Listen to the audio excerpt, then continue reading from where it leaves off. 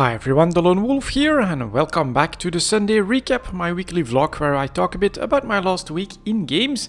As always, we'll start with EVE Online, and it's been back to the roots for me when it comes to EVE Online, because I had to do some blueprint stuff, which has been selling at a normal pace, I would say, with maybe slightly higher margins on some of the ships, but that meant that I had to go back to a Mars space where I have most of my blueprints at the moment, and where I have easy access to making those blueprint copies. I also had to do some PI management. Basically, they were running full of water mostly. That's really one of those items that tends to be grabbed a lot more quickly than the other alternative that you need for like making coolants and for making some other stuff. As a result, yeah, I had to do a little bit of fine tuning and emptying out my planets, and so I went back to doing some exploration, which was at the right time because of course CCP came out with the patch that introduced the new stuff for industry, and then later down the line I'm expecting not next week but the week after that, the last week of April,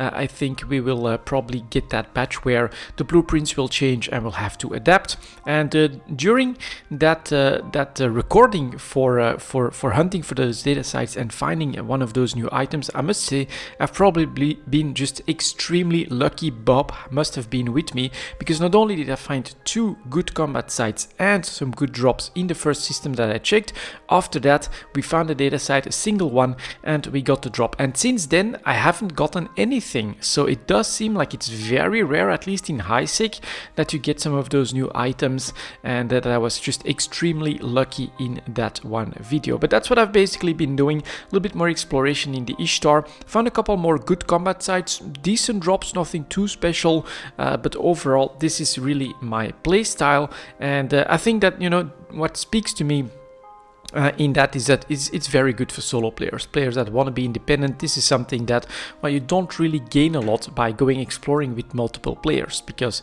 you know, trying to solo the site and getting the loot for yourself is what this is all about. And so CCP actually just came out with a cool video about industry, where a group of 5 players focus on industry, and they, you know, they get to tell their story in their own words, and it's very cool, very motivating as well, that, you know, they're there to build. They're the other side of the coin of the big wars. The big wars are there to destroy stuff, blow up stuff, you know, and are all about the conflict. But they need chips, they need materials, and so that's what they are doing. They're really that hidden side of the big wars coin, which is a lot of efforts from players that enjoy the industry playstyle. And I myself am more of the independent solo player playstyle in EVE Online, which it's a sandbox. There's room for everything, and so yeah, that's why I've got like base of operations in all the empires. I want to be friends with all the empires. I'm not really a conflict guy. I want to have my options, so I can do mining, I can do missions now, I can do exploration. We can really do almost anything that we want, and then just set our goals, my solo goals, which for me is really important, that I remain independent as much as possible. And so that's what I'm starting to think at the moment, is what's next, what's the next plan for co-incorporated for the Lone Wolf to go and do in EVE Online. I do still think that's going to depend a little bit on the dev blogs that CCP may still drop for further industry changes, and perhaps it was mentioned before, haven't heard anything about that in the last couple of communications from CCP, but there's also those smaller types of structures that would influence your immediate surroundings. That sounds like it could potentially be very cool and something to look into, because obviously the current structures tend to attract a lot of attention with the cores. You get warded quite easily, and yeah, when a big group rolls in against a solo player, you don't really stand a chance. But yeah, still, every day I'm playing EVE Online. I'm definitely having fun, and I enjoyed my pretty relaxed exploration sessions over the last week. And so that gave me some room to charge up my batteries and build up the hype for the new league in Path of Exile, which has started, the Ultimatum League. And well, looks like there were quite a few launch day problems. Now, I was really thinking about it that evening, but I had to work extra long because I had like a permanence that I needed to ensure there, and so I was already pretty tired. So eventually I made the right decision by accident. I just went to sleep. I didn't want to do the whole queue thing and having to patch and having to quickly grab the loot filters and all of that stuff. I was like, all right, I'm going to bed. I'm gonna get up early in the morning, and I'm just gonna get to play a little bit of Path of Exile in a pretty relaxed way. And yeah, it turns out that they've had a lot of server issues.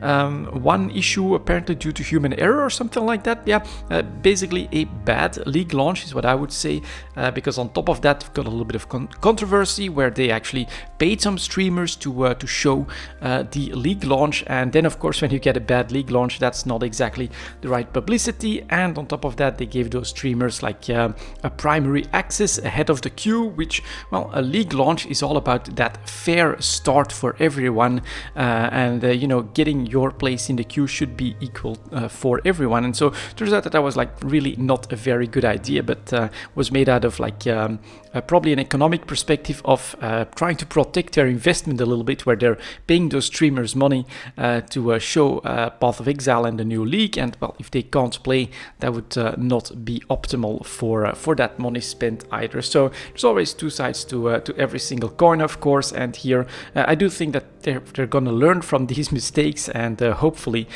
we get better launches for the next leagues. But for me, yeah, I basically slept through most of those problems and most of all of that controversy.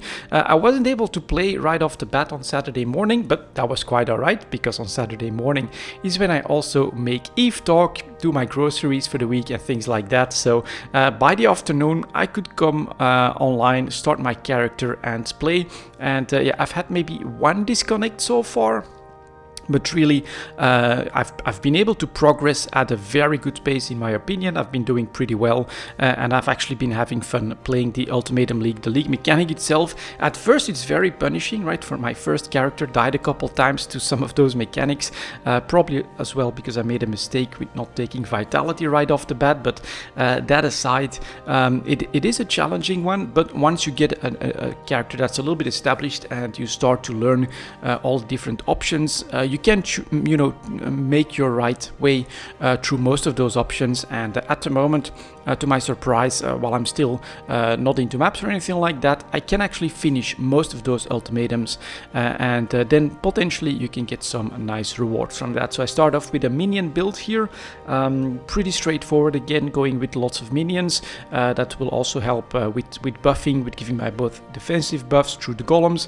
offensive buffs through the specters. That's really the plan. And then the popcorn skeletons are of course front and center, trying to get their damage up and running is really the goal of all of this. But the change is I'm not going to use Mind Over Matter anymore. This time we are going to go straight into the auras, so that we can buff ourselves and the army up using some auras and some aura nodes to make that a little bit cheaper. And yeah, a lot of fun. I definitely look forward to playing some more Path of Exile at this point. And for EVE Online, I look forward to like the patches and some more news. For now, I think it's going to be a little bit more exploration for me there. A daily round, trying to find some good data sites, and maybe also a little bit of market stuff, because there may be some opportunities here and there in the market, considering the volatility that we're seeing at the moment in some of the goods, ice products as well. We saw that in EVE Talk, crazy high prices there, minerals crazy high prices, plague starting to go up, so that's gotta create opportunities somewhere else, and I think I'll be hunting for those. But yeah, that was my last week in games, guys. Thank you very much for watching, and as always, I'll see you next time.